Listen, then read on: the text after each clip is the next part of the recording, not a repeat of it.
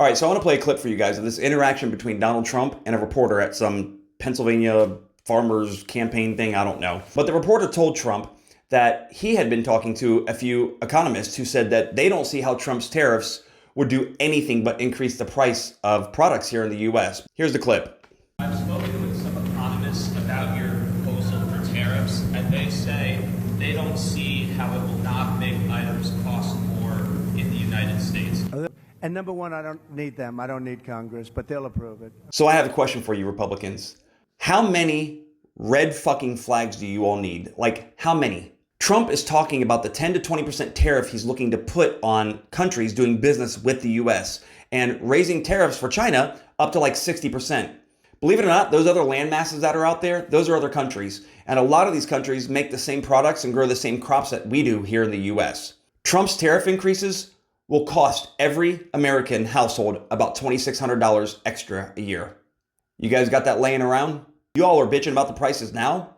What do you think is going to happen if Trump increases these tariffs? So if an exporter from another country is bringing goods into the US, with an increased tariff, that means the market price of that product goes up. If the tariff pushes the marginal cost over its market price, that person importing those products will no longer do so with the US. You think that's good for the US when people stop doing business with us because of Trump's tariffs?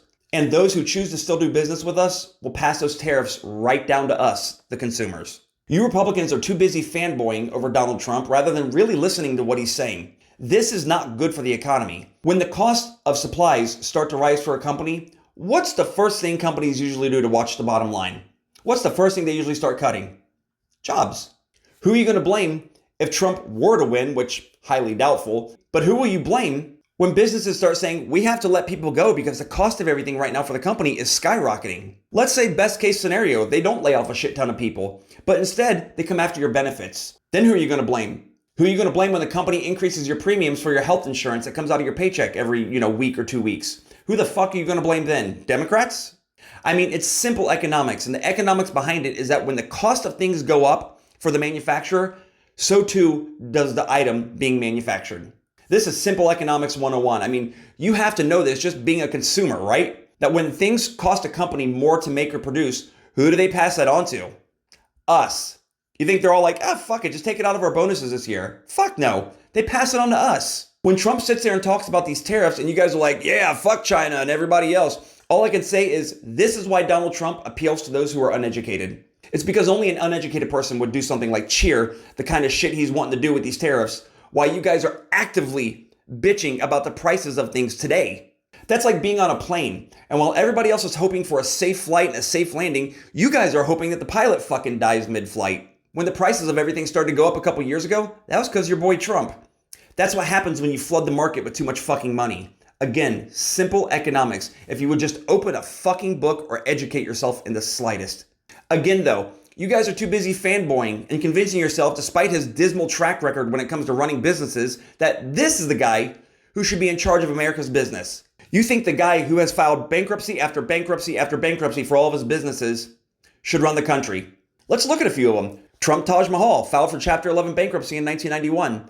Trump Plaza, the Trump Castle, and the Plaza Hotel filed for Chapter 11 bankruptcy in 1992. THCR filed for Chapter 11 bankruptcy in 2004. Trump Entertainment Resorts, Inc. filed for bankruptcy in 2009, which Trump Entertainment Resorts was the new name given to Trump Hotels and Casinos after they filed bankruptcy in 2004. Trump Shuttle, Inc. defaulted on its loans in 1990, even though it was started in 1989. Trump University, which was nothing but a scam, ceased its operations in 2011. Trump Mortgage, founded in 2006, closed its doors in 2007. Now, mind you, that one's an interesting one because it closed its doors during a time that the housing market was fucking booming. I mean, should I go on? You MAGA really want to know what pisses those of us off with any common sense and those of us who can see past Trump's bullshit? It's the fact that you guys have the ability to educate yourselves. If you guys put half of your effort into educating yourself on what this man is really trying to do, as you do your Trump rallies and your hateful rhetoric, this country would be a totally different fucking picture right now. But it's you dumbasses that are holding us back. You simply refuse to because I think deep down, you guys know the truth. And I think a good majority of you are like, fuck it, I'm 4 years in, I might as well go all in. And I would bet even more that for a majority of you, it's your fucking ego. You guys sit there and chant how wonderful this man is for the country, yet when you're asked to name things that he did, you can't. I've never in my life seen a group of people vote for a candidate who's wanting to dismantle the services that a lot of you rely on. Don't get me wrong, I know there's Democrats that do as well, and that's fine. To each their own. Everybody has their own story or reason. But facts are facts. And the facts are that when it comes to the top 10 most poverty-stricken states in this country that rely on welfare services, 8 out of 10 of them are Republican ran. This guy's telling you he wants to do that, and you're all like, yeah, Trump 2024. This man has already said that if he gets in, he's going to do things like cut Medicaid, cut Medicare spending, and Social Security. What are you going to do when you can no longer get food stamps or cash assistance or adequate health coverage for you? Trump has literally found a niche for the uneducated people in this country. Poverty and education level go hand in hand. You generally don't find people in poverty-stricken areas with degrees and things of that nature. Are there some people in these poverty-stricken areas that have degrees? Absolutely. That's everywhere. But I'm talking about the overwhelming majority of people. I'll say this before I go. If you're a Trump supporter and you've done your research adequately, and I mean not looking at far-right leaning sites, listening to far-right influencers that only cater to your beliefs, but actual research, and you still want Donald Trump, then whatever, that's your choice. At least you're making an educated decision about it. That's fine. The Trump supporters I'm talking about are the ones who get their news from Fox News or OAN, and they believe it as the gospel. You guys need to smarten the fuck up.